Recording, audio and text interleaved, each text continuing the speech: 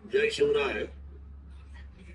आपल्या सर्वांना कल्पना आहे की जिल्हा परिषद पंचायत समिती या निवडणुका आता अंतिम टप्प्यात मधल्या 2 दिवसापूर्वी अतिशय वाईट घटना घडली आणि त्या वाईट घटनेमध्ये सन्माननीय महाराष्ट्र राज्याचे नेते, मुख्यमंत्री आणि पालकमंत्री अजितदादांचं अचानक जाणं झालं. संपूर्ण महाराष्ट्र आढळला. दुःख तर आपल्या सर्वांना आणि आपल्या सर्वांना झालेलं आहे. आणि दुखवटा म्हणून महाराष्ट्र शासनाने 3 दिवस जे बंद सांगितलं, 28, 29, 30 तीनही दिवस प्रचाराच्या गाड्या बंद होत्या, रॅल्या बंद होत्या, प्रचार थांबला होता. परंतु आदरणीय पवार परिवाराने आपल्या हृदयावर दगड ठेवून प्रॅक्टिकल राजकारण करायचा निर्णय केलेला आहे. आणि तो निर्णय असा आहे की राष्ट्रवादी पार्टीने अजितदादाच्या जागेवर उपमुख्यमंत्री पदावर आणि त्या पक्षाचे प्रमुख म्हणून सुरेंद्रनाथ पवार यांची निवड केलेली आहे. आज सायंकाळी दृश्यप्रतिनिधी होणार आहे.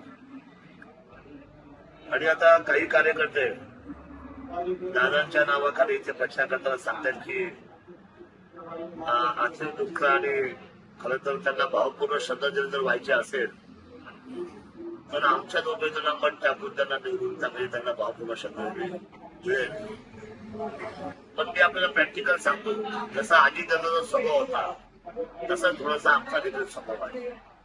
आम्ही हिंदू सम्राट बाळासाहेब ठाकरे यांच्या स्पष्टोक्तीला मानणारी मंडळी आहोत. आणि वस्तुस्थिती ही आहे की आता जर प्रॅक्टिकली जर राष्ट्रवादीने पाऊल बाहेर काढलेलंच आहे आणि सुरेंद्रताई जर प्रमुख पदावर बसणारच आहे, तर मला असं वाटतं की निवडणुका ह्या निवडणुकीसारख्या व्हायला पाहिजे.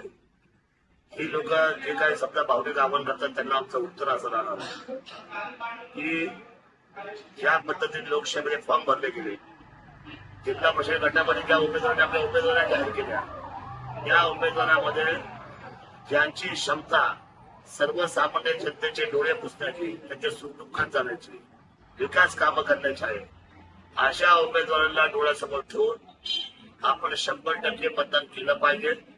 या मताचा मी आहे. कारण अजितदादांनी पण विकासाला महत्व दिलं आणि चांगल्या काम करणाऱ्या माणसाला महत्व दिलेलं आहे. जे लोक भ्रष्टाचार करतील, जे लोक चुकीचे वागतील, जे लोक सुद्धा उलटे सुलटे 2 नंबरचे धंदे करतील, अशा लोकांच्या पाठीमागे कोणीही थांबू नये. ही खुर्ची 5 वर्षाची आहे. ही जनतेचा केंद्रबिंदू असलेली खुर्ची आहे.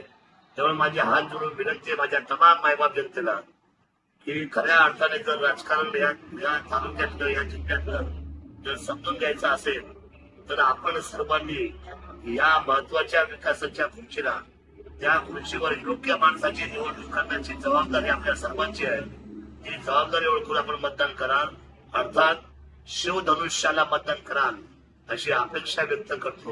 आणि धनुष्यबाणाला आपण सर्वांनी विजयी करा अशा पद्धतीची भावना व्यक्त करतो.